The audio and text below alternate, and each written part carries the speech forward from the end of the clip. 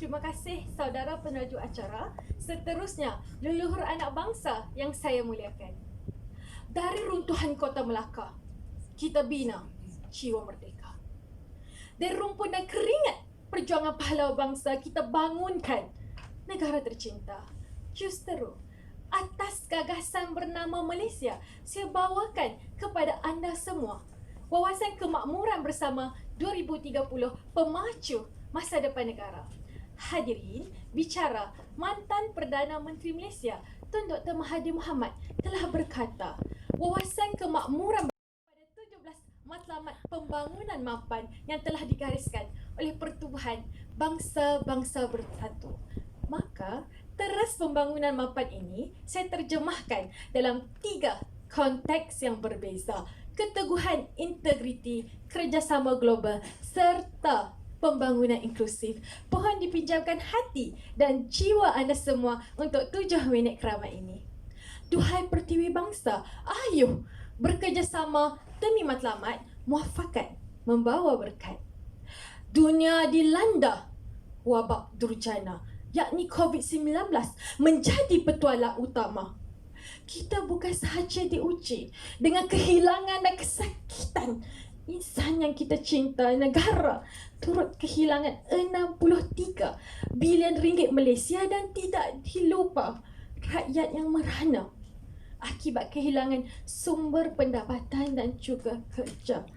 Bagi memastikan kebajikan rakyat terus terjaga dan terbela, pelbagai indikator telah kita laksanakan, antaranya penyaluran pakej rangsangan ekonomi bantuan prihatin rakyat bernilai 250 bilion bagi memastikan tiada rakyat yang akan tercicir.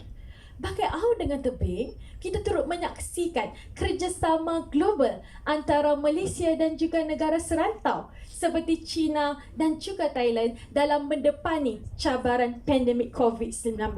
Kesemua ini akhirnya mengangkat Malaysia sebagai 5 negara terbaik di dunia dalam mendepani wabak terburuk dalam sejarah peradaban manusia. Duhai anak bangsa yang dikasihi, peliharalah integriti.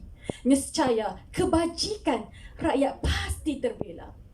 Tular satu video di media sosial menunjukkan integriti Malaysia dijadikan bahan mainan dan jenaka di satu persidangan anti rasuah antarabangsa.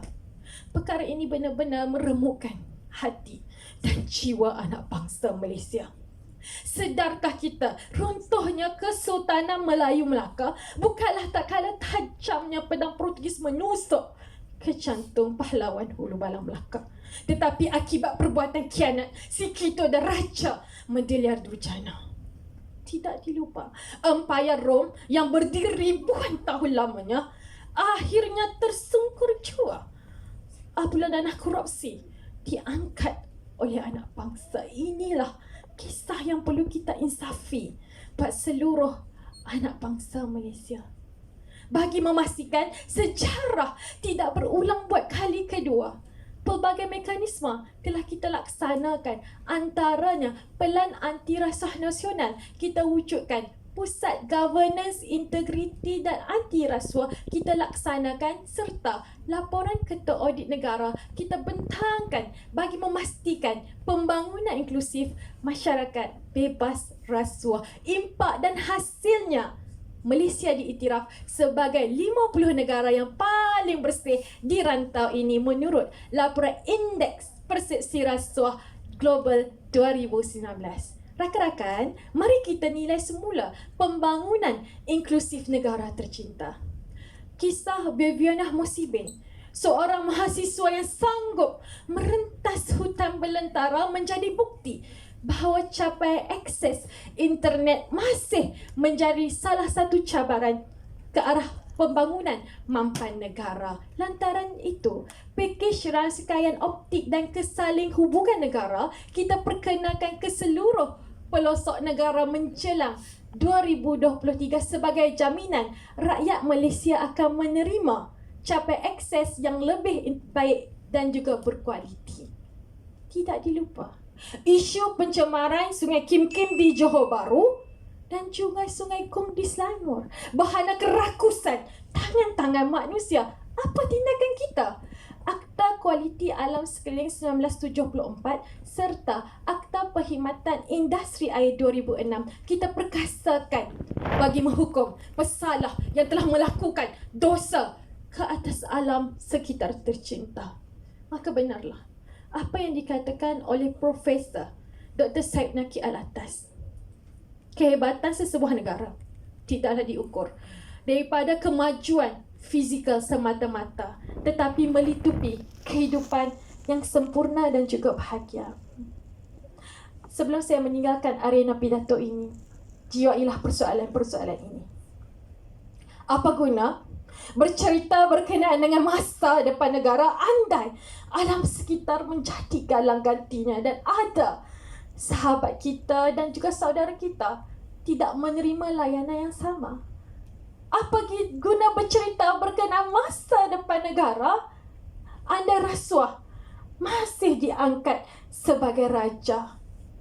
Usah ditanya apa sumbangan negara kepada kita, tetapi tanya dari lubuk hati yang mendalam. Apa sumbangan kita kepada negara? Pesan saya buat semua dan juga diri saya, teruskan mendukung agenda pembangunan mapan mengikut acuan negara kita. Pesan saya buat pemimpin negara, teluslah, amanahlah mentadbir negara tercinta. Sesungguhnya nadiku, jiwaku, hatiku selamanya untukmu Malaysia. Nama saya Mardiana dan saya sayangkan Malaysia.